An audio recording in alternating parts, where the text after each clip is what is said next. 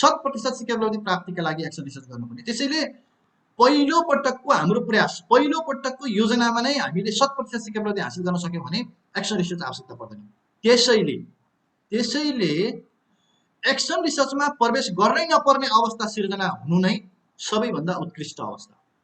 Action रिसर्चमा प्रवेश गर्नु भनेको चाहिँ हाम्रो पहिलो योजना, हाम्रो पहिलो रणनीति असफल हुनु हो।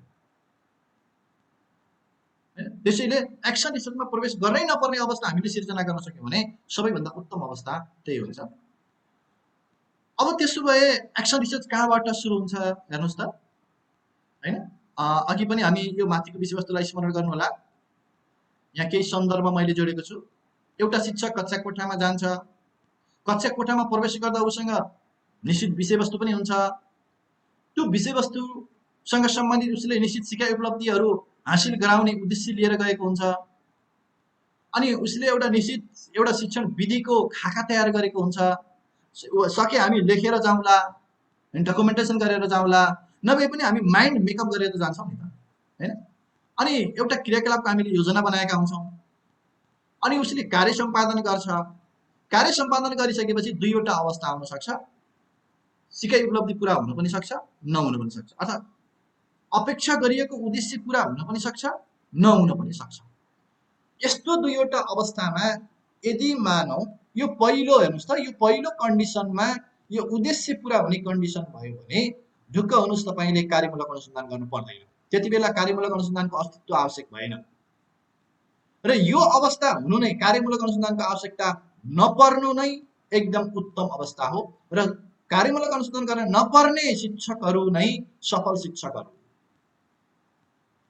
किनकि उसले पहिलो पटक नै उसले पर्याप्त अनुसन्धान गर्यो, पहिलो पटक नै उसले पर्याप्त सोच विचार गर्यो र उपयुक्त शिक्षण विधि, उपयुक्त शिक्षण रणनीतिहरूलाई प्रयोग गर्यो। त्यसैले कार्यमूलक अनुसन्धानको प्रारम्भ पहिलो शिक्षण योजनाको असफलताको प्रतिबिम्बनबाट सुरु हुन्छ।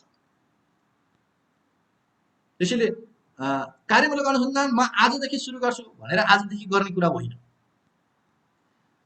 एक पटकको पहिलो योजना बिनाको, कार्यमूलक अनुसन्धानको योजना बिनाको शिक्षणमा शिक्षक असफल भयो भने अब बल्ल उसले गम्भीर भएर सोचेर त्यो पहिलो पटकको शिक्षण योजनाको प्रतिबिम्बनबाट, त्यसको पाठबाट, लेसनबाट योजना बनाएर कार्यमूलक अनुसन्धानमा अगाडि बढ्नुपर्ने हुन्छ। त्यसैले पहिलो पटकको योजना असफलता हुनु र त्यसको प्रतिबिम्बनलाई लेसनका रूपमा लिनु चाहिँ यो कार्यमूलक अनुसन्धानको पहिलो चरण हो भनेर मान्न सकिन्छ।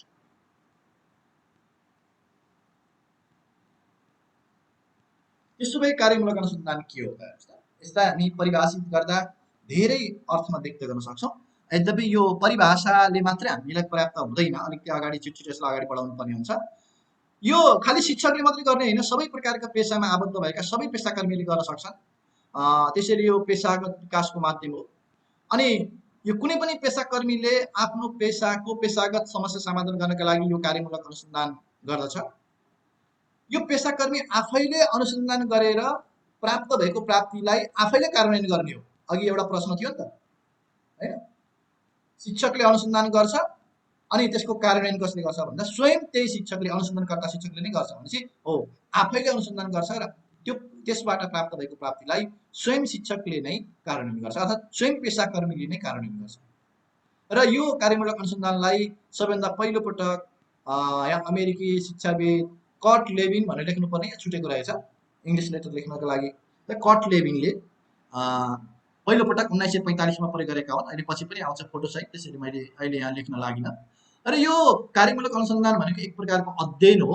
यो व्यक्तिगत ढङ्गले पनि गर्न सकिन्छ, सामूहिक ढङ्गले पनि गर्न सकिन्छ र संस्थागत ढङ्गले पनि गर्न सकिन्छ। कुनै एउटा व्यक्तिले आफ्नो व्यक्तिगत समस्या समाधानका लागि गर्न सक्छ। जस्तो मानौ हामी शिक्षकले व्यक्तिगत रूपमा आफ्नो विषयसँग, एउटा कुनै कक्षासँग, कुनै एउटा विषयसँग सम्बन्धित भएर हामी गर्न सक्छौँ। अनि सामूहिक ढङ्गले केही शिक्षकहरू मिलेर शिक्षकले भोग्नु परेका समस्याहरू समाधान गर्नको लागि गर्न पनि सकिन्छ। अनि सिङ्गो संस्थाले, हाम्रो विद्यालयले नै प्रशासनिक ढङ्गले नै अर्थात् विद्यालयले संस्थागत ढङ्गले निर्णय गरेर नै कार्यमूलक अनुसन्धान गर्नु पनि सक्छ। मात्रै के हुनसक्छ, व्यक्तिले गर्दा, समूहले गर्दा र संस्थाले गर्दा त्यो कार्यमूलक अनुसन्धानको क्षेत्र फरक हुन सक्छ। शिक्षकले गर्दा कक्षा कोठा हुन सक्छ, हैन? सामूहिक ढङ्गले गर्दा सामूहिक ढङ्गले गर्दा विद्यार्थी नियन्त्रणको कुरा, विद्यार्थीलाई अनुशासित बनाउने कुरा हुनसक्छ। संस्थागत ढङ्गले संस्थाको सुदृढीकरणका लागि हुनसक्छ, वा समग्र संस्थाको हितका लागि हुनसक्छ। ल, अब यहाँ मैले दुईवटा परिभाषा जस्तो समावेश गरेको छु। मैले यो अघिल्लो परिभाषालाई मैले अध्ययन गरेर मैले दोस्रो परिभाषालाई अध्ययन गरेर कार्यमूलक अनुसन्धान एक प्रकारको प्रायोगिक एवं निर्णय केन्द्रित। प्रायोगिक भनेको अत्यन्त प्रयोगमा लिएर आउनु, अनि निर्णय केन्द्रित भनेको शिक्षक स्वयं जो अनुसन्धानकर्ता हो उसले नै निर्णय गर्दै गर्दै अगाडि बढ्नुपर्ने अनुसन्धान हो, जहाँ शैक्षिक कार्यक्रममा हैन हामी विद्यालयसँग शिक्षकसँग सम्बन्धित छौँ, त्यसैले शैक्षिक कार्यक्रममा भनेर यहाँ जोडिएको खालि शिक्षा क्षेत्रमा मात्रै एक्सन रिसर्च हुन्छ भन्ने छैन। अन्य क्षेत्रमा, ब्याङ्किङ क्षेत्रमा हैन, अरू सहकारी क्षेत्रमा, सबै क्षेत्रमा यो एक्सन रिसर्च हुनसक्छ। तथापि हामी शिक्षकसँग जोड्छौँ, त्यसैले शैक्षिक कार्यक्रममा कार्यरत व्यक्ति वा व्यक्तिहरूबाटै अनुसन्धान गरिन्छ। अघि भनियो नि, व्यक्तिले नि गर्न सक्छ, समूहले नि गर्न सक्छ, त्यसैले व्यक्ति र व्यक्तिहरूबाट। यसरी कार्य र अनुसन्धान एउटै व्यक्तिले गर्ने भएकोले हैन, अनुसन्धानको कार्य पनि सोही व्यक्तिले गर्ने, अनि त्यसको प्रतिबिम्बन पनि उसैले प्राप्ति गर्ने भएको हुनाले यसलाई कार्यमूलक वा कार्यगत अनुसन्धान भनिएको। यो स्वयं प्रतिबिम्बित हुन गरिने खोज कार्य हो, आफैले आफैलाई प्रतिबिम्बन दिनका लागि, अर्थात् आफैले आफैलाई परिवर्तन गर्नका लागि, आफैले आफ्ना लागि पाठ प्राप्त गर्नका लागि, आफैले आफैलाई केही सिकाइ हासिल गर्नका लागि गरिने यो अनुसन्धान हो। यसलाई सकारात्मक परिवर्तनप्रति आकर्षित हुने प्रक्रियाका रूपमा लिने गरिन्छ। अब यो परिवर्तन भनेको चाहिँ खालि जस्तो हामी विकास भनेको के हो भन्दा परिवर्तन भन्छौँ, तर त्यो परिवर्तनले सकारात्मक परिवर्तनलाई मात्रै बुझाउँछ भनिन्छ नि, हो त्यस्तै यो कार्यमूलक अनुसन्धान पनि परिवर्तनका लागि गरिन्छ र त्यो परिवर्तन खासमा सकारात्मक परिवर्तनलाई मात्रै बुझ्नुपर्ने हुन्छ। ल हेर्नुहोस् त, अघि त्यहाँ नाम छुटेको थियो भन्छ नि, हो उनी कट लेविन हुन्। उनले सबभन्दा पहिलो पटक 1945मा यो एक्सन रिसर्चलाई प्रयोग गरेका थिए र उनले भनेका थिए, हेर्नुहोस् त, if you want truly to understand something try to change it. साँच्चै तपाईँले केही कुरा बुझ्न चाहनुहुन्छ भने त्यसलाई परिवर्तन गर्नुहोस्, परिवर्तन गर्ने प्रयास गर्नुहोस्। परिवर्तन गर्ने प्रयास गर्दा केही बुझिन्छ। Action research is a research method in which the researcher intervenes in and during the research. यो एक्सन रिसर्च भनेको त्यस्तो अनुसन्धान हो जसमा अनुसन्धानकर्ता स्वयं आफैले त्यो अनुसन्धान अवधिभर समय व्यतीत गर्छ। जो अनुसन्धानकर्ता उसैले नै समय व्यतीत गरेको हुन्छ। खालि जस्तो मानौँ न, अन्य प्रकारको जनरल रिसर्चहरूमा के हुनसक्छ भने अनुसन्धानको प्रक्रियामा अरू स्रोत व्यक्तिहरू खोजेर अरू इन्युमेरेटरहरूलाई हैन नियुक्ति गरेर काममा लगाउन सकिन्छ। तर एक्सन रिसर्चमा एउटाले एक्सन रिसर्च गर्ने तर काम अरूले गर्ने भन्ने हुँदैन। जो रिसर्चर हो उसैले नै सबै काम गर्छ, उसले नै समय व्यतीत गर्छ। र यसको मुख्य पर्पज भनेको it will bring about positive change. यसले सकारात्मक परिवर्तन ल्याउँछ। हो, त्यो परिवर्तन थोरै हुन पनि सक्छ, धेरै हुन पनि सक्छ। त्यो शिक्षकको कौशलतामा, शिक्षकले छनौट गरेको रणनीतिमा भर पर्छ। अब यो कार्यमूलक अनुसन्धानका सन्दर्भमा एउटा महान वाणी छ, यो अल्बर्ट आइन्स्टाइनको। यो उनको वाणीलाई हामीले बुझ्न सक्यौँ भने पनि कार्यमूलक अनुसन्धानको मर्म बुझ्न सक्छौँ। अल्बर्ट आइन्स्टाइन शिक्षणमा उदाहरण विधिलाई प्रयोग गर्न पर्छ भन्ने उनी उदाहरण विधिका पक्षधर हुन्। उनले एउटा के भनेका छन् भने उनको एउटा भनाइ, उही काम वा उही काम गर्ने विधि हैन, उही काम वा उही काम गर्ने विधि बारम्बार दोहोऱ्याएर फरक नतिजाको आशा गर्ने हरेक मानिस पागल हुन् भनेर भनेका छन्। अब यसको अर्थ के हो भने यदि हामीले हाम्रो रणनीतिमा, शिक्षण रणनीतिमा हैन, अथवा योजनागत ढङ्गले अथवा शिक्षण विधिका दृष्टिकोणले, सामग्रीका दृष्टिकोणले हामीलाई आफूले परिवर्तन नगर्ने अनि खालि परिवर्तन मात्रै खोजिरहने हो भने यो अल्बर्ट आइन्स्टाइनले भने जस्तै हामी पागल हौँ। त्यसैले त्यो परिवर्तन भनेकै के हो त भन्दा कार्यमूलक अनुसन्धान गर्दै गर्दै अगाडि बढ्नुपर्छ है भनेको यसको आशय छ। किनकि कार्यमूलकले हो, फेरि पनि मैले अघि नै भने पहिलो पटकमै हामी सफल छौँ भने यहाँ कुरै आएन। पहिलो पटकमै हामी सफल छौँ भने हामीले उही काम उही विधि पटक पटक दोहोऱ्याएका छैनौँ भन्ने कुरामा हामी आफै विश्वस्त हुनुपर्छ, ढुक्क हुनुपर्छ। तर हामी सफल भएका छैनौँ भने हामीले उही काम उही विधि पटक पटक दोहोऱ्याएका छौँ भन्ने बुझ्नुपर्छ। ओके, अब त्यसो भए यो कार्यमूलक अनुसन्धानको मर्म के हो त भन्दा कक्षा शिक्षण गर्दा गर्दै आइपरेका तत्कालीन समस्या समाधानका लागि सम्पन्न गरिने अनुसन्धानलाई कार्यमूलक अनुसन्धान भनिन्छ। यो तत्कालीन, त्यसैले जस्तो यो वास्तवमा कार्यमूलक अनुसन्धान गर्ने अनुसन्धानकर्ताले म अब कार्यमूलक अनुसन्धान सुरु गर्छु है भनेर गर्ने कुरा होइन कि, यो त परिस्थितिले, कक्षा कोठाको अवस्थाले, वातावरणले, नतिजाले, सिकाइ उपलब्धि हासिलको अवस्थाले सिर्जना गर्ने कुरा। त्यसैले यो तत्कालै गरिने हो। त्यसैले अहिले एउटा कता कतै चाहिँ म पाउँछु कि यो कार्यमूलक अनुसन्धानको पनि प्रस्तावना बनाउने, प्रपोजल बनाउने भन्ने मैले सुन्छु।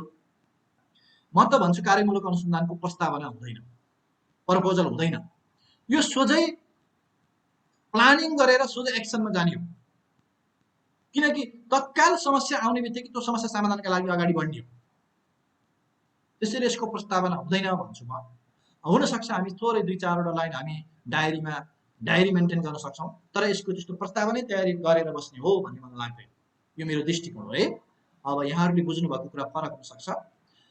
यो प्रयोग भइरहेको विधिले सिकाइ उपलब्धि हासिल गर्न नसक्दा, यदि हामी जुन विधि प्रयोग गरिरहेका छौँ, हामी विभिन्न विषयवस्तु शिक्षण गर्न विभिन्न विधि प्रयोग गरेका छौँ, त्यो जुन विधि हामी प्रयोग गरेका छौँ त्यसबाट सिकाइ उपलब्धि हासिल गर्न नसक्दा बाँकी सिकाइ उपलब्धि हासिल गर्न अर्कै विधि हामीले अपनाउनु पर्छ भन्नु नै यो कार्यमूलक अनुसन्धानको सार तत्त्व हो। प्रयोग भइरहेको विधिले समस्या समाधान नहुँदा जुन समस्या शिक्षकलाई आत्मबोध हुन्छ, जस्तो हामीलाई शिक्षण गर्छौँ, शिक्षण गर्दा हाम्रो समस्या समाधान हुँदैन अनि शिक्षकलाई आत्मबोध हुन्छ के, त्यहाँनिर मैले समस्या समाधान गर्न सकिनँ, अर्थात् मैले सिकाइ उपलब्धि हासिल गर्न सकिनँ, मैले अपेक्षा गरेको कुरा पुरा हुन सकेन, अर्थात् के सोचेको थिएँ के भयो भन्ने जब हामी आफूले लाग्छ नि, त्यति बेला उसले समस्याको पहिचान गरेको भन्ने बुझ्नुपर्छ होइन। समस्याको अब हाम्रो त सामान्यतः कहिलेकाहीँ के गर्छौँ, हामी जनरलाइज गर्छौँ। यस्तै हो, कक्षा कोठामा 2-4जना विद्यार्थीले सिकेपछि त भइहाल्यो, 5जनाले सिक्यो भने त त्यो ठुलो कुरा हो भनेर हामी अगाडि बढ्यौँ भने हामीले समस्यालाई पहिचान गरेनौँ। तर यदि मैले यत्रो मेहनत गर्दा जम्मा 2टा विद्यार्थीलाई मात्रै किन सिकाउन सकेँ, 2टा विद्यार्थीले मात्रै किन सिकाइ उपलब्धि प्राप्त गर्न सके भन्ने ढङ्गले हामीले आत्मबोध गरेर अगाडि बढ्यौँ भने त्यो एउटा सबैभन्दा पहिलो कार्यमूलक अनुसन्धानको सुरुवात हो। यही कुरा हामी विश्वमा व्याप्त रहेको विभिन्न पुस्तकहरूमा अध्ययन गर्दा यो कार्यमूलक अनुसन्धानको यो धारणा हामी पाउन सक्छौँ। त्यसैले अब यो समस्याको समाधान भनेको कार्यमूलक अनुसन्धानले भनेको जहिले पनि हाम्रो समस्यालाई समाधान गर्ने हो। समाधान भनेको शिक्षक जसरी प्रस्तुत हुन्छ, उसले जसरी आफ्नो कार्य सम्पादनको अभिलेख डायरीमा राख्छ, अनि सिकाइ उपलब्धि हासिलको अवस्था भनेको उसको डायरी मेन्टेन, उसको प्रस्तुतिमै भर परेको हुन्छ। त्यसलाई नै कार्यमूलक अनुसन्धान सम्पन्न भएको भन्ने बुझिन्छ। त्यसो भए कार्यमूलक अनुसन्धान हामीले कहिलेसम्म गर्नु पर्ला? सुरुमै आएको थियो यो कुरा होइन। पक्कै पनि हामीले जबसम्म हाम्रा समस्याहरू समाधान हुँदैनन् तबसम्म हामीले वैकल्पिक विधिहरू प्रयोग गरेर पुनः योजना बनाउँदै कार्यमूलक अनुसन्धान निरन्तर रूपमा अगाडि बढाउनुपर्छ। यदि शिक्षकले कौशलतापूर्ण ढङ्गले शिक्षण गर्यो, कौशलतापूर्ण ढङ्गले चाहिँ योजना बनायो भने यो चरण धेरै नहुन सक्छ, एक चरणमै 2 चरणमै समाप्त हुन सक्छ। यदि विधिको छनौट, कौशलताको छनौट, रणनीतिको छनौट प्रभावकारी भएन भने यो चरण लम्बिएर जान सक्छ। जति धेरै चरण लम्बिन्छ त्यति नै शिक्षकमा सक्षमता छैन है भन्ने बुझिन्छ। त्यसैले जति धेरै चरणमा प्रवेश गर्नु पर्यो त्यति नै शिक्षकको शिक्षणमा प्रभावकारिता छैन है भन्ने बुझिन्छ। त्यसैले यो चरण लामो बनाउनु राम्रो होइन। ओके, रिपोर्ट राइटिङ गर्दा यसले कसरी चाहिँ हामीलाई सपोर्ट गर्छ, कसरी सुरुवात कसरी अन्त्य गर्नु पर्ला। अनि फेरि अर्को कुरा के बुझ्नु पर्यो भने एक्सन रिसर्चको फर्मेट के हो भनेर प्रश्न घरिघरि आउँछ।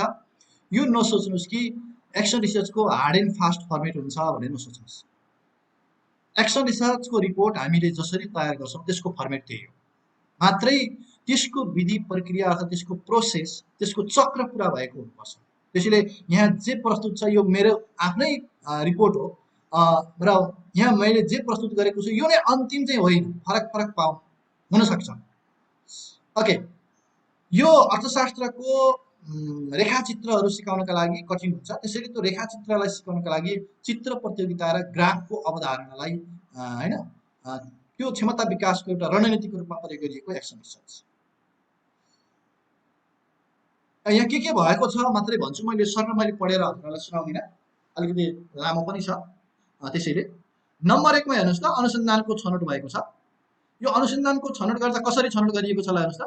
कक्षा कोठामा विद्यार्थीसँग छलफल गरेर व्यक्तिगत अनुभवबाट अनि अर्थशास्त्रका अन्य शिक्षकहरूसँग होइन पनि यो समस्याहरूको बारेमा छलफल गरेर अनि यो कक्षा 9मा अध्ययनरत विद्यार्थीहरूलाई यो अर्थशास्त्रका आर्थिक नियम र सिद्धान्तहरूको रेखाचित्र निर्माण सिप विकासका लागि यो चित्र प्रतियोगिता र ग्राफको अवधारणा विकास रणनीति भन्ने शीर्षक छनौट गरिएको छ। भनेपछि यो शीर्षक खालि मैले के शीर्षकमा चाहिँ एक्सन रिसर्च गर्ने त भनेर ट्याक्क शीर्षक लेखिहाल्ने होइन। शीर्षक हो हामीले मनमा गुन्न सक्छौँ, नोट गर्न सक्छौँ, ड्राफ्ट बनाउन सक्छौँ, तर त्यो शीर्षक फाइनल गर्ने काम भनेको विद्यार्थीसँग वा सरकारवाला पक्षहरूसँग वा केही व्यक्तिहरूसँग छलफल गरिसकेपछि मात्र फाइनल गर्नुपर्ने हुन्छ र विशेष गरी विद्यार्थीको रेस्पोन्स लिनुपर्ने हुन्छ। ओके, अब दोस्रो नम्बरमा हेर्नुहोस् त, यो दोस्रो नम्बरमा परिचय सन्दर्भ पृष्ठभूमि छ। यो कसरी लेख्ने भन्ने बारेमा हामी पछि छलफल पनि गर्नेछौँ, यसको यो खाकाको बारेमा। त्यसमा हेर्नुहोस् त, यो सन्दर्भ छ कहिलेदेखि पढाएको, यो होइन अर्थशास्त्र कहिलेदेखि शिक्षण गर्न थालियो, कुन विद्यालयमा अध्यापन गरेको, विद्यार्थीको पृष्ठभूमि कस्तो छ, अनि कस्ता कस्ता समस्याहरू आइपर्छन् भनेर यहाँ केही समस्याहरूको सन्दर्भहरू होइन शिक्षणलाई विद्यार्थीलाई शिक्षण गर्दा कस्तो कस्तो प्रकारको समस्याहरू आउँछ होइन भनेर यहाँ केही पृष्ठभूमि दिइएको छ। हेर्नुहोस् त, परिचय सन्दर्भ पृष्ठभूमि, यो तीनटा मध्ये तपाईँले परिचय मात्रै भन्दा पनि हुन्छ, सन्दर्भ मात्रै भन्दा पनि हुन्छ, पृष्ठभूमि मात्रै भन्दा पनि हुन्छ है, जे भने पनि कुरा एउटै हो। अब जस्तो यहाँ समस्याहरू हेर्नुहोस् है, यसमा अर्थशास्त्र विषय आधारभूत तहमा नभएकाले विद्यार्थीहरूले माध्यमिक तहमा अत्यन्तै नयाँ विषयका रूपमा लिनु। त्यस्तै हेर्नुहोस् त, अर्थशास्त्रका पारिभाषिक शब्दहरू वस्तु उपयोगिता आवश्यकता माग पूर्ति धन मूल्य उपभोग उत्पादनको अवधारणा बुझ्न नसक्नु, ल यस्ता प्रकारका थुप्रै प्रकारका समस्याहरू छन्। अब यो समस्याहरू मात्रै खोज्नु राम्रो होइन। जस्तो हाम्रो कतिपय अवस्थामा के हुन्छ भने समस्याको खोजी गर्ने, समस्याको उजागर गर्ने मात्रै हामी हुन्छौँ, तर त्यस समस्याको समाधान के हुन्छ भनेर पनि हामीले चिन्तन गर्नुपर्ने हुन्छ। त्यसैले एक असल शिक्षक समस्याहरूप्रति मौन भई निष्क्रिय बस्दैन भन्दै उसले उपायहरूको खोजी गर्छ अनि त्यो उपायहरू स्वरूप यो रणनीतिलाई, यो रेखाचित्र निर्माण र सिद्धान्तहरूको रेखाचित्र निर्माण गर्न सक्ने क्षमताको सम्भावित उपायहरूको खोजी गर्न शिक्षक थाल्छ र उसले खोजी गर्छ र यो अनुसन्धानलाई सुरुवात गर्छ। अब समस्याको पहिचान हेर्नुहोस् त, यहाँ थुप्रै समस्याहरू त छन्। अब यो समस्यालाई पहिचान गर्नु पर्यो, विश्लेषण गर्नु पर्यो, यो समस्याको पहिचान र विश्लेषण। अब समस्याको पहिचान भनेको यो समस्या कसरी भयो होइन, यो किन समस्याका रूपमा यसलाई लिइएको, वास्तवमा यो समस्या हो कि होइन, त्यो समस्यालाई पुष्टिकरण गर्ने।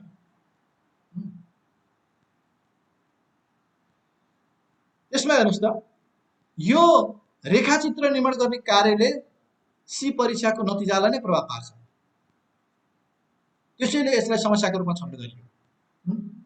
अनि हेर्नुहोस् त, कक्षा 9मा भएका 36 जना विद्यार्थी मध्ये 3 जनाले मात्रै आर्थिक नियम तथा सिद्धान्तहरूलाई चाहिँ बुझे। अनि यसले शिक्षकको दक्षता र विद्यार्थीको सक्रियता र क्रियाशीलतामाथि नै प्रश्न चिन्ह खडा गरेको छ। अब यसले विद्यार्थीले गर्न सकेनन्, चित्र बनाउन सकेनन्, अब यसको सट्टा तपाईँले यसलाई कम्पेरिटिभली उता नेपालको नक्सा बुझ्दै जानुहोस् है, नेपालको नक्सासँग कम्पेयर गर्दै जानुहोस् न होइन। भने त्यो गर्न नसक्नु भनेको, 3 जना विद्यार्थीले मात्रै बुझ्नु भनेको शिक्षकको दक्षतामा पनि प्रश्न हो। भनेको यो मेरो कार्यमूलक अनुसन्धान हो, त्यसैले मेरो क्षमतामाथिको प्रश्न हो। त्यसैले यो समस्याको कारणहरू खोजी गरेर यसको समाधानका उपायहरू अपनाउनु मेरो दायित्व हुन्छ। अब यो समस्यालाई कसरी विश्लेषण गरियो भने, यो किन समस्या भयो भनेर अझै पुष्टिकरण गर्नका लागि होइन, विद्यार्थीले किन यसलाई समस्याका रूपमा लिए भनेर पुष्टि गर्नका लागि अर्थशास्त्र एक सेमी म्याथमेटिक विषय हो होइन। अर्थशास्त्र अध्ययन गर्ने अधिकांश विद्यार्थी गणित विषयमा कमजोर हुन्छन्, किनकि राम्रो विद्यार्थी त अप्सनल म्याथ पढिहाल्छ होइन। त्यसैले रेखाचित्र निर्माण गर्ने कार्य समस्या नगएको। कक्षा 8 सम्मको गणित शिक्षणबाट विद्यार्थीहरूले ग्राफको अवधारणामा स्पष्ट हुन सकेनन्। ल हेर्नुहोस् त, यसरी त्यो समस्यालाई प्रमाणित गर्दै गएको छ कि यी विभिन्न कारणले गर्दा यो एउटा समस्याको रूपमा स्थापित भएको है भनेर समस्यालाई विश्लेषण गर्नु। त्यसपछि यसको उद्देश्य लेखिएको छ। उद्देश्य ट्याक्कै गर्ने के हो त भन्दा चित्र प्रतियोगिता र ग्राफको अवधारणा विकासलाई रणनीतिको रूपमा प्रयोग गर्नु। यदि यो दुईटा रणनीति प्रयोग गरियो भने आर्थिक नियम र सिद्धान्तहरूको रेखाचित्र निर्माण गर्न विद्यार्थीले सक्छन् भन्न खोजेको। त्यसैले आर्थिक नियम तथा सिद्धान्तहरूको रेखाचित्र निर्माण सिपको विकासका लागि चित्र प्रतियोगिता र ग्राफको अवधारणा विकास रणनीतिद्वारा गर्नु, यो चाहिँ यसको उद्देश्य हो। अब हामी यहाँ चक्रमा प्रवेश गरौँ। हामीले अघि प्रश्नमा पनि छलफल गरेका थियौँ यसको चक्रको बारेमा। योजनाको अब हेर्नुहोस् त, अघि नै भनियो नि, एउटा के हुन्छ भने एक्सन रिसर्च गर्नुभन्दा अगाडि एउटा त्यो योजना एक्सन रिसर्च सुरु गर्नुभन्दा अगाडिको अवस्था हुन्छ। एक्सन रिसर्च गर्नुभन्दा अगाडिको अवस्था, त्यसैले त्यो योजना पूर्वको अवस्था भयो। त्यो योजना पूर्वको अवस्थामा हेर्नुहोस् त, यहाँ सरल मैले लेखिदिएको छु, यो प्रायः सबैको यही हुनसक्छ। यदि हाम्रो यो पहिलो योजना पूर्वको अवस्थामा नै हामी सफल छौँ भने सकियो, दोस्रो तेस्रो चरण केही चाहिएन, एक्सन रिसर्च चाहिँ केही चाहिएन। अब मेरो स्पष्ट कुरा हेर्नुहोस् त, योजना रेखाचित्र निर्माण सम्बन्धी समस्या पहिचान गरेकै थिएन, त्यसैले समस्या समाधानको लागि कुनै योजना निर्माण पनि गरिएको थिएन। कार्यान्वयन योजना निर्माण नै नभएपछि कार्यान्वयन प्रक्रिया नै हुने भएन। अवलोकन कार्यान्वयन प्रक्रिया नभए अवलोकन के नै गर्नु, प्रतिबिम्बन योजनाविहीन अवस्थामा परिणामको खोजी गर्न आवश्यक नै थिएन। यो भनेको मैले योजना बनाउनुभन्दा अगाडिको अवस्था हो। अर्थशास्त्रको योजना निर्माण गर्नुभन्दा अगाडिको अवस्था हो। योजना नै बनाएको थिएन, त्यसैले यो प्री प्लानिङको अवस्था हो। र सामान्यतया यो अवस्थाको बारेमा कहीँ कतै पनि छलफल गरेको पाइँदैन है समयमा। त्यसैले यो किनभने हामीले प्रतिबिम्बन भन्ने एउटा हाम्रो अन्तिम चरण छ नि, त्यो हरेक अवस्थामा प्रतिबिम्बन खालि एक्सन रिसर्च गरेपछि मात्रै प्रतिबिम्बन होइन। जस्तो मानौँ न, हामी यो तालिममा सहभागी भएका हुन्छौँ, अनि यो तालिमबाट सहभागी भइसकेपछि अब हामी 3 दिन 4 दिन 5 दिन कति दिनको हाम्रो तालिम छ, यो तालिम पश्चात हामीले के प्राप्त गर्यौँ भनेर हामीले छलफल गर्ने, हाम्रो सोचेको अपेक्षा पुरा भयो कि भएन, अनि कति सोचेका थियौँ, कति पुरा भयो, कति हुन सकेन, किन भएन भनेर विश्लेषण गर्ने र भोलिको लागि यो उद्देश्य हाम्रो अपेक्षा पुरा गर्नको लागि के गर्नुपर्छ भनेर हामीले योजना बनायौँ भने त्यो प्रतिबिम्बन हुन्छ। हो, त्यो प्रतिबिम्बन सधैँभरि हामीलाई आवश्यक हुन्छ। त्यसैले एक्सन रिसर्च भन्दा अगाडि हामीले पूर्व अवस्थाको यो प्रतिबिम्बनका रूपमा यसलाई लिनुपर्ने हुन्छ। ओके, मैले हेर्नुहोस् त यसरी विद्यार्थीलाई विश्लेषण गरेँ। जम्मा मैले अध्यापन गर्ने कक्षा 9मा विद्यार्थी 39 जना थिए। त्यसमध्ये 3 जना अतिरिक्त गणित अध्ययन गर्थे, 36 जनाले अर्थशास्त्र अध्ययन गर्थे, अनि गणितलाई सबैभन्दा कठिन विषय मान्ने विद्यार्थी 36 मा 36 जनै थिए। हेर्नुहोस् त, अनि ग्राफको अवधारणा बुझेका विद्यार्थी संख्या 5 जना थिए। 36 जना मध्ये 5 जनाले मात्रै ग्राफको अवधारणा बुझेका रहेछन्, अनि चित्रकलामा रुचि राख्ने विद्यार्थी चाहिँ 35 जना रहेछन्। 1 जनाले चाहिँ मलाई चित्रकला प्रतियोगिता मन पर्दैन। अब समस्याको पहिचान पश्चात हेर्नुहोस् त, अब यसलाई अलिकता त्यो जस्तो रेखाचित्र बनाउन सक्दैनन् भनेर त्यसलाई एउटा समस्याको रूपमा पहिचान गरिसकियो। अब त्यो समस्या समाधान पहिचान पश्चात अब यहाँ यसको लागि के विकल्पहरू, यो समस्या समाधान गर्नलाई के गर्नुपर्छ होला भनेर यहाँ विद्यार्थीहरूसँग छलफल गरेर हेर्नुहोस् त, विद्यार्थीहरूसँग छलफल गरेर केही विकल्पहरूको छनौट गरियो।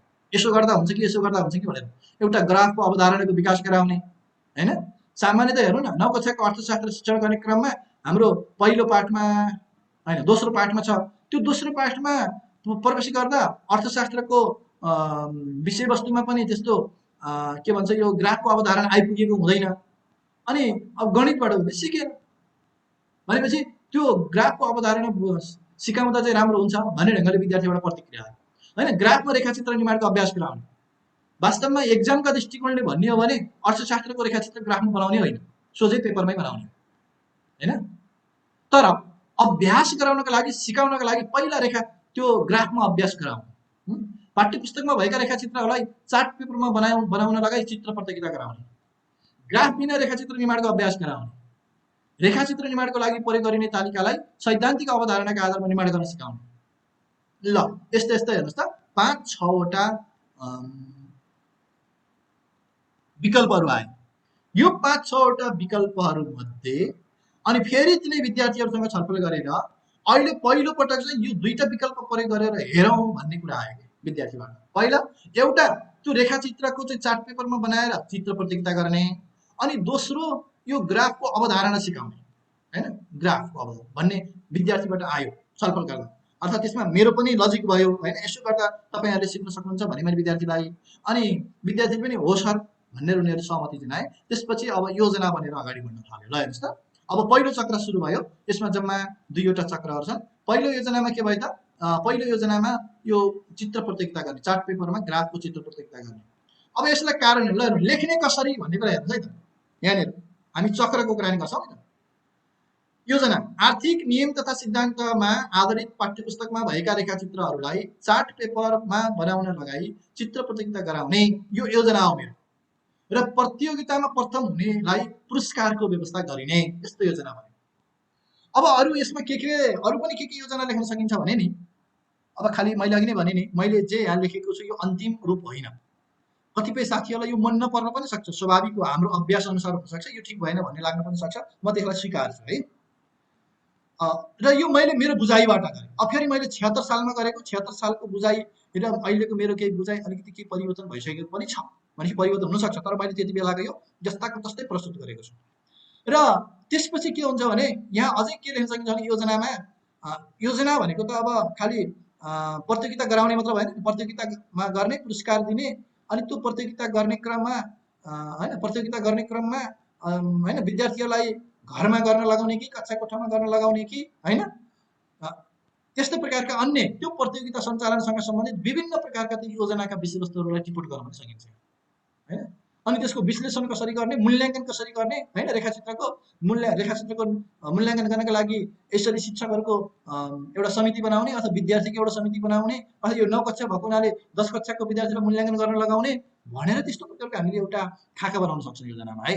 तर अहिले मैले चाहिँ मात्र 2टा कुरा जोडेर गरेँ, चित्र प्रतियोगिता गर्ने र पुरस्कार वितरण गर्ने।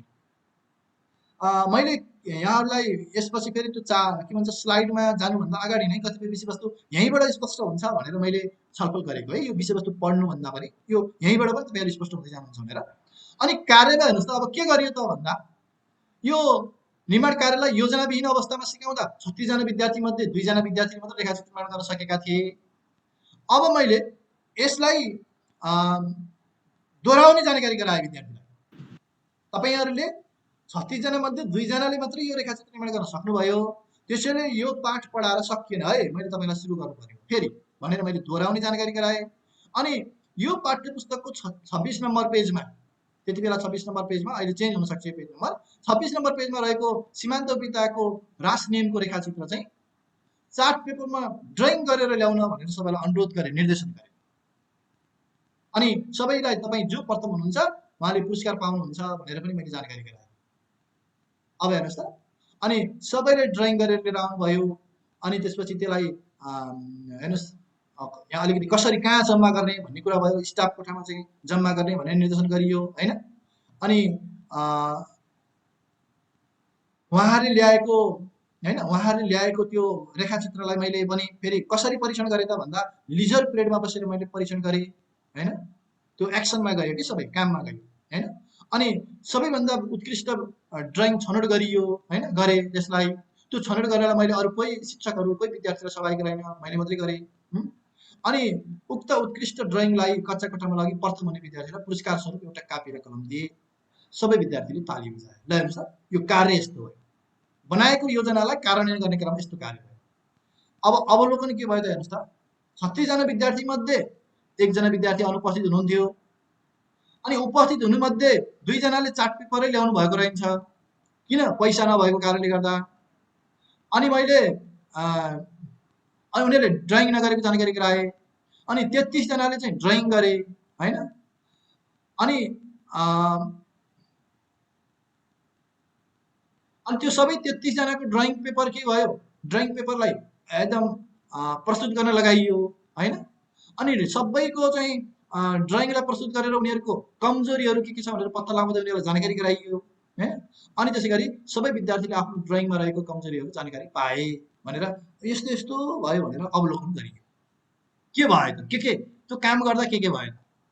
अब यसको प्रतिबिम्बन हेर्नुहोस् त, प्रतिबिम्बन प्रतियोगिता र पुरस्कारका कारण सबै विद्यार्थी ड्रइङमा उत्साहित देखिन्थे। त्यो प्रतियोगिता नभनेको भए, पुरस्कार नभनेको भए सायद नगर्न सक्थे कि, त्यसले उत्साहित बनायो। उत्कृष्ट ड्रइङ र पाठ्यपुस्तकको रेखाचित्रसँग चार्ट पेपरको ड्रइङलाई तुलना गरी हेर्दा ड्रइङमा भएका सूक्ष्म कमजोरीहरू पनि पत्ता लगाउन विद्यार्थीहरू सफल भएका थिए। त्यो सबभन्दा राम्रो चार्ट पेपर र अनि पाठ्यपुस्तकमा भएको रेखाचित्रलाई तुलना गरेर हेर्न लगाउँदा कहाँ कहाँ के गल्ती भएको रहेछ मेरो भनेर सबैले पत्ता लगाउन सके। अनि 33 जना विद्यार्थीले गरेको ड्रइङमा 7 वटा ड्रइङ मध्ये अन्य सम्पूर्ण रेखाचित्रका आधारभूत पक्षहरू समावेश भएका थिए। त्यो रेखाचित्रका आधारभूत पक्षहरू हुन्छन् नि हैन, ती सबै कुरा समावेश थिए। 3 जना विद्यार्थीले ऋणात्मक उपयोगितालाई देखाएका थिएनन्। 19 जना विद्यार्थीको रेखाचित्र पूर्ण सफा र सैद्धान्तिक अवधारणा पुरा भएका थिए भनेर ल हेर्नुस् त प्रतिबिम्ब आयो। तर 100% नतिजा त आएन, त्यसैले दोस्रो चरणमा जानु पर्यो हैन। अब यहाँ के लेख्नु पर्थ्यो भने त्यति बेला छुटेको कुरा मैले यहाँलाई जानकारी गराउँछु। 100% नतिजा हासिल हुन सकेन, त्यसैले पुनः दोस्रो योजना बनाएर अगाडि बढ्ने निर्णय गरे भन्नु पर्थ्यो मैले यहाँ यो प्रतिबिम्बमा।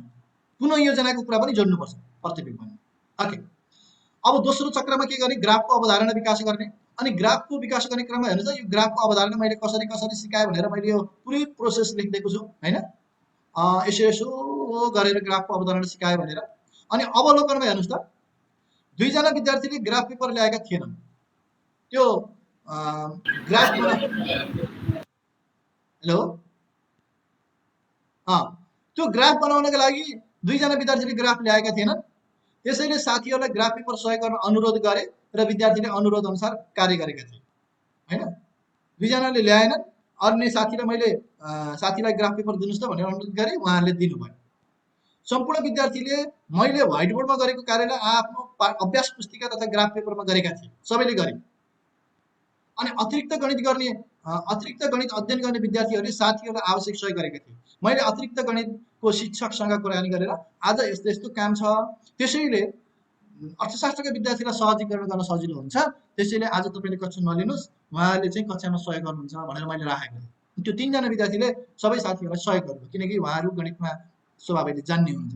अब अतिरिक्त गणित हुने बित्तिकै जान्दछन् भन्ने पनि छैन है सन्तोषले। अनि विद्यार्थीलाई भर्न दिएको 4 वटा बिन्दुहरू अधिकांश विद्यार्थीले ग्राफ पेपरमा भर्न सकेका थिए। अब हेर्नुहोस् त यसको प्रतिबिम्ब। कक्षा कोठामा सबै विद्यार्थी ग्राफको अवधारणा सिक्ने कार्यमा उत्साहित र क्रियाशील देखिए। अतिरिक्त गणित अध्ययन गर्ने विद्यार्थीको सहयोग लिँदा सबै विद्यार्थीको कार्य अवलोकन गर्न सहज भएको थियो। कक्षा कार्यमा दिएको 4 बिन्दुलाई ग्राफ पेपरमा भरेको आधारमा अधिकांश विद्यार्थी 33 जनाले ग्राफको अवधारणा बुझेको पाइयो, 3 जनाले अझै बाँकी रह्यो। गृह कार्य परीक्षणबाट ग्राफको अवधारणाको त्यसपछि उनीहरूलाई गृह कार्य दिइएको थियो। त्यो गृह कार्यबाट उनीहरूले रेखाचित्र बनाएर लिएर आएका थिए। फेरि त्यसबाट के भयो त, गृह कार्य परीक्षणबाट ग्राफको अवधारणाको विकासले आर्थिक नियम तथा सिद्धान्तको रेखाचित्र निर्माण गर्न सक्ने क्षमताको विकास भएको पाइयो। 32 जना विद्यार्थीले बनाएको रेखाचित्र पूर्ण सफा र सैद्धान्तिक अवधारणामा आधारित थियो। अझै यो 100% भएको चाहिँ छैन, यो अझै चरण बाँकी नै थियो।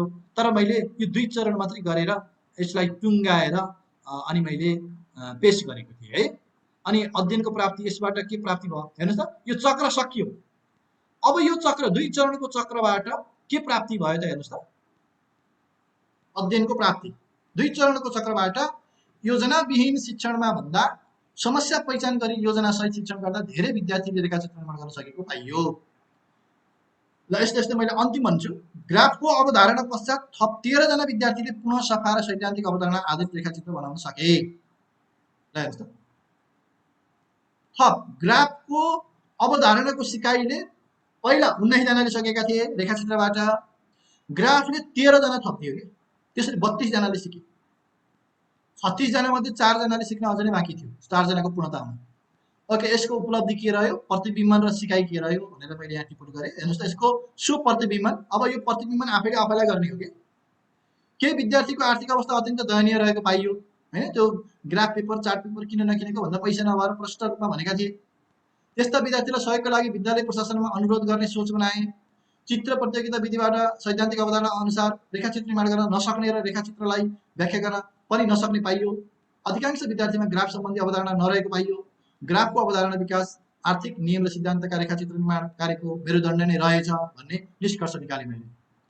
अब हेर्नुहोस् त, यो 100% नभएको हुनाले आर्थिक नियम तथा सिद्धान्तको अवधारणा र तालिका अनुसार रेखाचित्र निर्माण गर्न सक्ने क्षमताको विकास गर्न ग्राफमा रेखाचित्र निर्माणको अभ्यास, उदाहरण अनुसार तालिका निर्माण, क्षमताको विकास जस्ता पक्षहरूको विकासका लागि पुनः योजनाहरू बनाई कार्यान्वयन गर्नुपर्ने देखिन्छ भनेर मैले पुनर्योजना अब 4 जनालाई पनि बाँकीलाई पनि कुरा गर्नका लागि यो योजना बनाइयो र यसलाई कार्यान्वयन गरियो भने सफल भइन्छ भनेर मैले यसलाई टुङ्गाइदिएँ र यो अध्ययन गर्ने क्रममा मैले प्रयोग गरेको केही सन्दर्भ सामग्रीहरूलाई यहाँ समावेश गरिदिएँ। यसलाई मैले पढेर सरसर बिचबिचमा मैले यहाँलाई छोटो छोटो एक्सप्लेन पनि गरेँ। यसबाट तपाईँलाई थप सिकाइ भयो कि झन् अन्योलता सिर्जना भयो कि कस्तो भयो होइन? ध्रुव नेपाल सर हजुर सर हजुर। ल यति गर्दै गर्दा मैले यसलाई प्रस्तुत गर्दै गर्दा हजुरलाई कस्तो लाग्यो? अलिकति होइन केही अलि छर्लङ्ग भयो जस्तो लाग्यो कि झन् अन्योलता थपियो कि कहिलेकाहीँ के हुन्छ भने अल्प ज्ञान चाहिँ खतरा हुन्छ भनिन्छ नि त, त्यो अल्पमा पर्दाखेरि चाहिँ न खतरा भयो कि हजुरलाई एकदम लागेको जस्ताको तस्तै भनिदिनुहोस् त। हजुर हजुर हजुर सर, हजुरको र मेरो चाहिँ भेटघाट चिना परिचय चाहिँ एटिसी भरतपुरमा पनि भएको थियो पटक पटक। ए हजुर, ल ल ल अहिले चाहिँ मलाई याद हजुर हजुर। अनि त्यस अहिलेको चाहिँ सन्दर्भमा चाहिँ हजुरको प्रस्तुति एकदम राम्रो छ र हामीले बुझ्ने शैलीमा नै हजुरले चाहिँ जुन प्रस्तुति गर्नु भएको छ त्यो एकदम सराहनीय छ। यसमा अन्योलताको स्थिति चाहिँ छैन र बुझाइको अघिल्ला कमजोरीहरूलाई बरु पुनः सुधार गर्ने, बुझाइका अघिल्ला चाहिँ खण्डित बुझाइहरूलाई बरु पूर्ण गर्ने चाहिँ किसिमको चाहिँ हामीलाई ज्ञान प्राप्त भएको छ।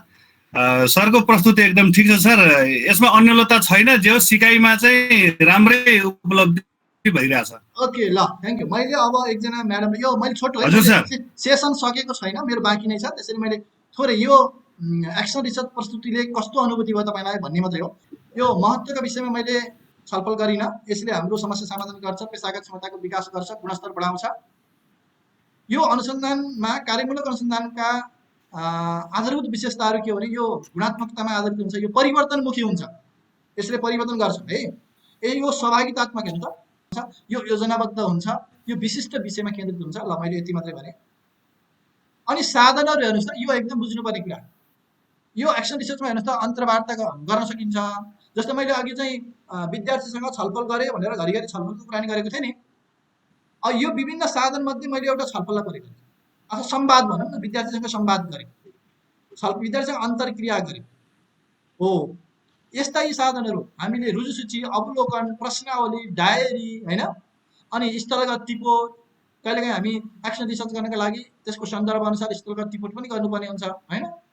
अनि अडियो रेकर्ड हुनसक्छ, भिडियो हुनसक्छ, संवाद हुनसक्छ होइन। सामग्री, विभिन्न प्रकारका सन्दर्भ सामग्रीहरू अध्ययन गर्नुपर्ने हुनसक्छ, अभिलेख अनि छलफल। ओके, अब यसो चक्र हेर्नुहोस् त, अघि चक्रको बारेमा कुरा गरियो। यो के हुन्छ भने सबैभन्दा पहिला योजना बनाइयो। मैले यो भने यो योजनाभन्दा पूर्व अवस्था भनेको पूर्व योजनाको अवस्था। मैले अघि 4वटा प्रस्तुत गरेको थिएँ नि, योजनामै थिएन, अनि के कार्यान्वयन गर्नु, के अवलोकन गर्नु, अनि के को प्राप्तिको अपेक्षा गर्नु होइन। मैले त्यहाँ 4वटा चरणमा भनेको थिएँ भनेपछि त्यो पूर्व योजनाको अवस्था भने। त्यसैले यो पहिलो चरण भयो। यो पहिलो चरणभन्दा अगाडिको कुरा नि, यदि यो कार्यमूलक अनुसन्धानको चरण हो, योभन्दा अगाडिको पनि हामी त एउटा योजना बनाएर कक्षामा त प्रवेश गर्छौँ नि त। त्यो पहिलो चरणकै एक्सन रिसर्च गर्नुभन्दा अगाडिकै चरणमा हामी सफल भयौँ भने सकियो, यसमा हामी प्रवेश गर्न परेन। यदि हामी पहिलो चरणमा हामी सफल भएनौँ भने यसमा प्रवेश गऱ्यौँ, अनि साइकल 1बाट पनि हामी सफल भएनौँ भने हामी दोस्रो चरणमा हामी प्रवेश गर्छौँ, दोस्रो चरणमा पनि भएन भने हामी तेस्रो चरणमा। त्यसैले हामीले यो PAOR भनेर हामीले कण्ठ पनि गरेका छौँ। यो हामी यदि शिक्षक सेवा आयोग दिँदैछौँ भने त्यसमा पनि महत्त्वपूर्ण हुन्छ। यो कुरालाई यहाँले स्मरण गर्नु होला, ध्यान दिनु होला।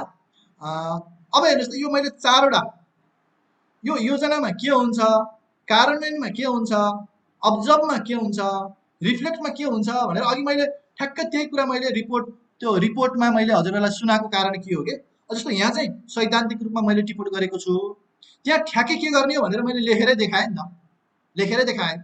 त्यसैले योजनामा के गर्ने भने चाहिँ योजनामा अघि मैले त्यहाँ थप गर्नुपर्ने कुरा पनि भनेको थिएँ नि त्यहाँ होइन।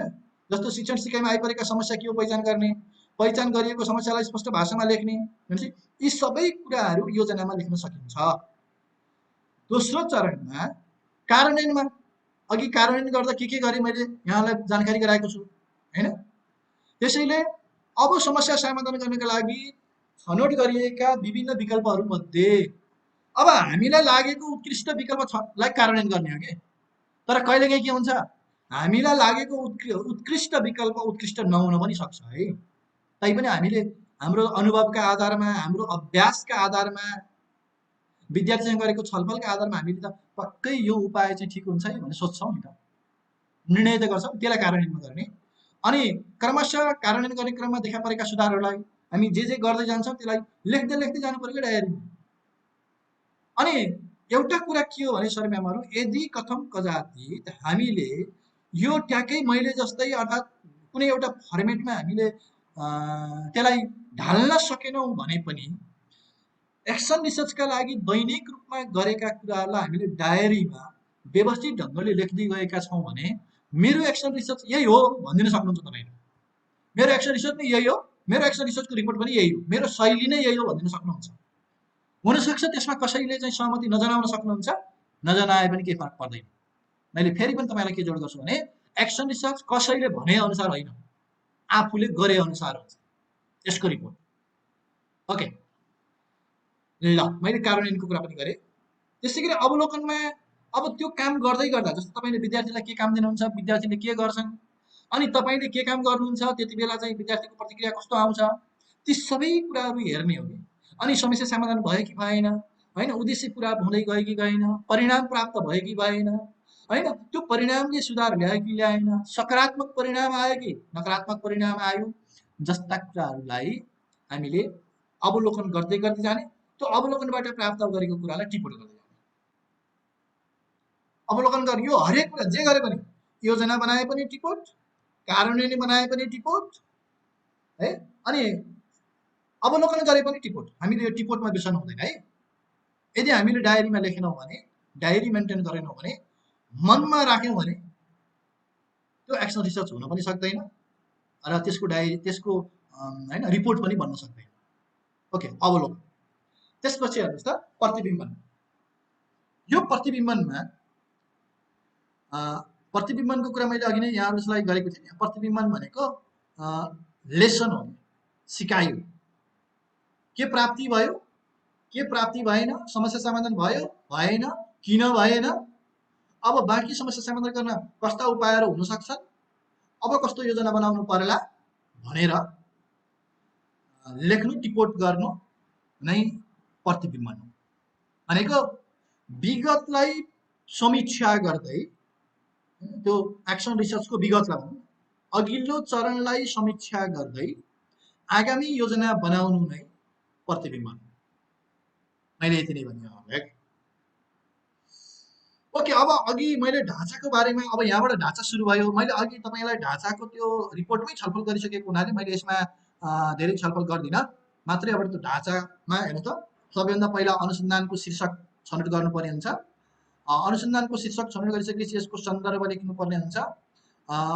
सन्दर्भ के कस्तो भनेर मैले यहाँलाई जानकारी गराइसकेँ। सन्दर्भमा एकदम होइन, मैले कुन यो वर्तमान अध्यापन गरेको विद्यालयमा कहिलेदेखि अध्यापन गरेँ, अथवा मसँग चाहिँ अध्यापनको अनुभव कति वर्षको छ, होइन, अर्थात् मैले अहिले सामाजिकको कुनै एउटा समस्या समाधान गर्नका लागि मानौँ कि समय रेखा हामीले सिकाउन खोजेको, समय रेखा विद्यार्थीले सिक्नै सकेनन्, बुझाउनै सकिएन भने त्यो समय रेखा सिकाउनका लागि हामीले कुनै एउटा कार्यमूलक अनुसन्धान गर्दैछौँ भने अब यो त्यो त सामाजिकसँग सम्बन्धित भयो। यो सामाजिक विषय मैले कहिलेदेखि पढाउन थालेको, यो कक्षामा मैले कहिलेदेखि पढाउन थालेको, मैले कति वर्षसम्म विद्यार्थीलाई पढाएँ, अब म पहिलो वर्ष हो कि, यी कुराहरू, यो सन्दर्भ हामीले यहाँ उल्लेख गर्नु पर्यो। र यो कारणले गर्दा यो समस्या भएको हुनाले भन्दै त्यो समस्याको पुष्टाइ गर्नु पर्यो सन्दर्भमा, यो किन समस्या भयो, होइन, अर्थात् यो शीर्षक मैले किन छनौट गरेँ भनेर यसलाई पुष्टाइ गर्नु पर्यो। किनकि शीर्षक भनेको त हाम्रो समस्या हो नि त जहिले पनि। ओके, अब उद्देश्य हेर्नुहोस् न। उद्देश्य जहिले पनि हाम्रो योजनाको मूल मर्म अनुसार हामीले के योजना बनाएका छौँ, त्यो योजनाको मर्म अनुसार हामीले उद्देश्य निर्माण गर्नुपर्ने हुन्छ। यदि तपाईँ मानव नक्सा निर्माणमा वर्ग विधिको प्रयोग गर्दै हुनुहुन्छ भने वर्ग विधिको प्रयोग गरी नक्सा निर्माण क्षमताको विकास गर्ने, नक्सा निर्माण सिपको विकास गर्ने। हेर्नुहोस् न, यदि तपाईँ भिडियो प्रदर्शन गरेर विद्यार्थीलाई कुनै केही कुरा सिकाउन खोज्दै हुनुहुन्छ, मानौँ कि तपाईँले सामाजिक समस्याहरूको चाहिँ अवधारणा बुझाउन सक्नु भएन केही गरी पनि भने, अब केही सिक्न लागेपछि तपाईँले के गर्दै हुनुहुन्छ, 2-4वटा भिडियो आफैले बनाउनु भयो वा युट्युबबाट कलेक्सन गर्नुभयो भनेपछि त्यो भिडियो प्रदर्शन गरेर सामाजिक समस्या र समाधानसँग सम्बन्धित अवधारणाको विकास गराउने। ल अब त्यसमा अझै 2-4 शब्द केही घटबड गर्नुपर्छ भने अलिकति एक्सर्साइज गर्ने, मेहनत गर्ने। ओके, यसरी हामीले उद्देश्य एकदम हाम्रो मूल मर्म के हो त्यो मर्म अनुसार उद्देश्य निर्धारण गर्नु पर्यो। अब यो साहित्यको पुनरावलोकन भनेर विभिन्न फर्मेटमा विभिन्न यो एक्सन रिसर्चका एक्सपर्टहरूबाट आएको कारणले गर्दा मैले राखेको हुँ, तर मैले भन्दा चाहिँ यो साहित्य पुनरावलोकन गर्नै पर्दैन। ठ्याक्कै हामी कक्षा कोठाको विद्यार्थीको समस्यासँग मात्रै हामीले एक्सन रिसर्च गर्दैछौँ भने यो साहित्यको पुनरावलोकन गर्नै पर्दैन। तथापि कहिले काहीँ चाहिँ के हुनसक्छ, अलिकति हामी बृहत अध्ययन गर्दछौँ भने अरूका अनुभवहरू लिनका लागि पनि, सैद्धान्तिक ज्ञान प्राप्ति गर्नका लागि पनि, आफ्नो ज्ञानको क्षेत्र फराकिलो बनाउनको लागि पनि साहित्यको पुनरावलोकन गर्नुपर्ने हुन्छ। साहित्यको पुनरावलोकन भनेको तपाईँले प्रश्न धेरै पटक धेरैवटा सायद तपाईँले पनि थेसिस लेखेर आइसक्नु भएको होला धेरै साथीहरू। यसमा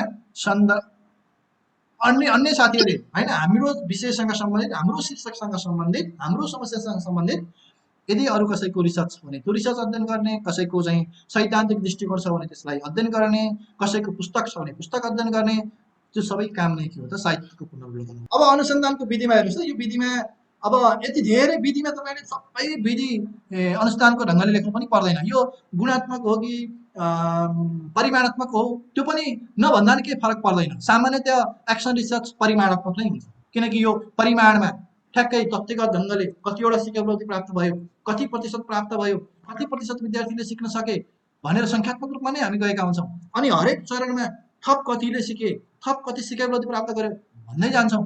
त्यसैले गर्दा यो सामान्यतया सङ्ख्यात्मक नै अथवा परिमाणात्मक नै हुन्छ।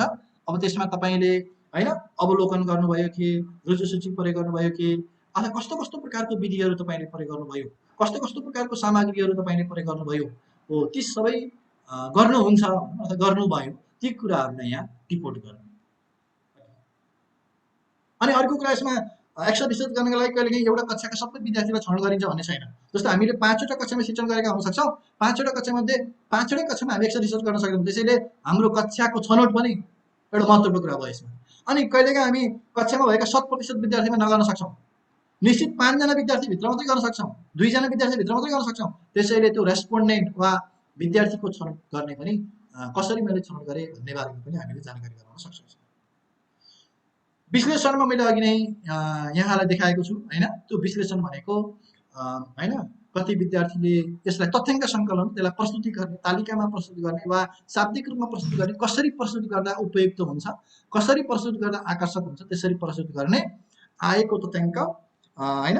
तपाईँले के गर्नुभयो, मानव तपाईँले प्रश्नहरू प्रयोग गर्नुभयो भने कतिवटा प्रश्न प्रयोग गर्नुभयो, कतिवटा प्रश्नको सही उत्तर आयो, कतिवटा प्रश्नको सही उत्तर आएन, अनि योभन्दा अगाडि कति विद्यार्थीले होइन सिक्नुपर्ने कुरा सिकिसकेका थिए, कतिले सिक्न सकेका थिएनन् होइन, अनि किन अझ के कारणले गर्दा सिकेका थिएनन् भनेर यस्तो प्रकारको तथ्याङ्कीय विश्लेषण हामी यसमा गर्न सक्छौँ। र अब यदि त्यस्तो हाम्रो महत्त्वपूर्ण तथ्याङ्क छ भने त्यसलाई ग्राफ चार्टमा पनि प्रस्तुत गर्न सक्छौँ। यो त्यति धेरै अनिवार्य देखिँदैन यसमा चाहिँ है, यो ग्राफ चार्ट चाहिँ। तर विश्लेषण चाहिँ एकदम राम्रो हुनुपर्छ सूचनाको, तथ्याङ्कको। अनि प्राप्ति के भयो हेर्नु त, के प्राप्त भयो स्पष्ट रूपमा लेख्ने, के हुन सकेन त्यो पनि लेख्ने, अनि समस्या के कस्ता देखा परे त त्यो अध्ययन गर्ने क्रममा, योजनालाई कार्यान्वयन गर्ने क्रममा त्यो समस्याहरूलाई पनि प्रष्ट रूपमा राखिदिने। अनि प्रतिबिम्बन र सिकाइ हेर्नुहोस् त, अब पूर्व योजना अनुसारको उपलब्धि प्राप्त भयो वा भएन, अनि कस्तो अनुभव रह्यो, अनि आफूले तयार गरेको सुधारात्मक रणनीति, हामी त सुधारका लागि रणनीति बनाएको, त्यो रणनीति पुरा भयो वा भएन होइन। त्यसै गरी कति समस्या, हाम्रा सबै समस्यामध्ये कति समस्या हल भए, कति हल हुन सकेनन्, अनि हाम्रो विभिन्न चरणमा विभिन्न प्रकारका समस्याहरू आउन सक्छन्, कुन चरणमा कस्ता कस्ता समस्याहरू आए र त्यो चरणले कस्ता कस्ता समस्यालाई समाधान गर्न सके होइन। अनि फेरि कार्यमूलक अनुसन्धान गर्न आवश्यक छ कि छैन भन्ने जस्ता कुराहरू यो प्रतिबिम्बन र सिकाइमा समावेश गर्छ। अब हामी अन्तिममा हेर्नुहोस् त, पुनःयोजनाको, यदि हामी पुनःयोजनाको अवस्थामा छैनौँ भने सकियो, यो पुनःयोजना भन्ने टपिक आएन होइन। यदि हामी पुनःयोजनाको अवस्थामा छौँ भने फेरि यसको आधारमा पुनःयोजना तयार गर्नुपर्ने हुन्छ। हाम्रो उपलब्धिको, प्रतिबिम्बनको, सिकाइको आधारमा पुनःयोजना तयार गरेर कार्यमूलक अनुसन्धान गर्ने। अब यो अनुसूचीमा हेर्नुहोस् त, यो अनुसूचीमा हामीले बनाएको दैनिक डायरीको यदि हामी मानौ ई कपी बनाउँदैछौँ भने डायरीको फोटो खिचेर राखिदिन सक्छौँ, होइन भने डायरीका विषयवस्तुहरू टाइप गरिदिन पनि सक्छौँ होइन, यस्तो यस्तो डायरीमा मैले टिप्पणी गरेको थिएँ भनेर।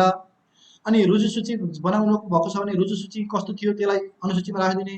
प्रश्नावली कसैसँग कुराकानी गर्न, विद्यार्थीसँग, अभिभावकसँग, प्रहसँग कसैसँग कुराकानी गर्न प्रश्नावली बनाउनु भएको थियो, त्यो प्रश्नावली कस्तो थियो त्यसलाई पनि यहाँ राखिदिने होइन। अनि विद्यार्थीको तपाईँले पोर्टफोलियो तयार गर्नुभएको थियो, अर्थात् के सामग्री तपाईँले तयारी गर्नुभएको थियो जसलाई रिपोर्टमा सर रिपोर्टको फर्मेटभित्र समावेश गर्न चाहिँ मिलेन, तर यो एकदम महत्त्वपूर्ण छ भन्ने लाग्छ भने त्यसलाई अनुसूचीमा समावेश गरिदिने। अनि अन्त्यमा पक्कै पनि यो अध्ययन गर्ने क्रममा जस्तो अघि पुनरावलोकन के अरे साहित्यको पुनरावलोकनको कुरा आएको थियो नि त, हो यो सन्दर्भमा हामीले पाठ्यक्रम अध्ययन गर्नुपर्ने हुनसक्छ, पाठ्य पुस्तक अध्ययन गर्नुपर्ने हुनसक्छ, हामीले मनोविज्ञानका किताबहरू होइन, चाइल्ड साइकोलोजीका किताबहरू पढ्नुपर्ने हुनसक्छ, किनकि एक्सन रिसर्च भनेको चाइल्ड साइकोलोजी ओरिएन्टेड पनि हुन्छ कि। त्यसैले त्यस्ता के सन्दर्भ सामग्री हामीले अध्ययन गरियो त्यसलाई हामीले सन्दर्भ सामग्रीमा राख्ने। ओके, अब यो ढाँचालाई मैले सर यहाँ लेखिदिएको छु। अब मैले हजुरहरूलाई एकदमै यहाँ दुईवटा यो मैले केस राखेको थिएँ र यसमा छलफल गराउने भन्ने विचारमा थिएँ। समय एकदमै धेरै अगाडि बढिसकेको छ। अनि यहाँ केही समस्याहरू मैले यहाँ राखिदिएको छु, हेर्नुहोस् त। यो समस्याहरू, यस्ता समस्याहरू चाहिँ एक्सन रिसर्चका समस्या हुन सक्छन् भनेर मैले नि खोजेर राखेको। यो ठ्याक्कै मैले नै होइन आफैले तयारी गरेर मैले यहाँ राख्नु भएको छैन। एउटा दुइटामा मेरो विचार समावेश गरेको छु। मैले सबैलाई मैले अध्ययन गरेर यो ठिक छ छैन भनेर मैले छुट्याउन सकेको छैन। यो टपिक्स मैले पाएको टपिक्सलाई मैले जस्ताको त्यस्तै राखिदिएको छु यहाँ केही है। अब हेर्नुहोस् त, यहाँ किप इन माइन्ड कार्यमूलक अनुसन्धानमा एकदमै ध्यान दिनुपर्ने कुरा, कार्यमूलक अनुसन्धानको केन्द्रबिन्दु भनेको आफू र आफूबाट सम्पादित हुने कामहरूको उपलब्धि हो। त्यसैले केन्द्रबिन्दु आफू नै हो। त्यसैले प्रले गर्दा मैले यसो गर्न सकिनँ, विद्यार्थीले गर्दा यसो गर्न सकिनँ, विवेशले गर्दा यसो गर्न सकिनँ, होइन। आफूले जे गर्न सकिन्छ त्यही गर्ने हो होइन। नसकेको कुरा कार्यमूलक अनुसन्धानमा गर्ने नै होइन। हाम्रो दायराभित्रको काम मात्र हामीले गर्ने हो होइन। हामीले पहिचान गरेका समस्याहरूमध्ये कतिपय समस्या हामीले समाधान गर्न नसक्ने हुनसक्छ क्या, त्यस्ता समस्यामा हामी लाग्ने पनि होइन। त्यसैले कार्यमूलक अनुसन्धान आफूमै केन्द्रित हुन्छ। कार्यमूलक अनुसन्धानमा आफैद्वारा सम्पादित काममा आएका चुनौतीहरू अध्ययन गरी समाधानका उपायहरू पहिचान गरिन्छ। आफ्नै कामको, यो अरूले काम गर्दा के समस्या आयो अनि त्यो समस्या मैले समाधान गरिदिन्छु भनेर कार्यमूलक अनुसन्धान गर्ने होइन। मैले काम गर्दा मलाई के समस्या आयो अनि त्यो समस्या समाधान मैले कसरी गर्ने भनेर कार्यमूलक अनुसन्धान गर्ने हो।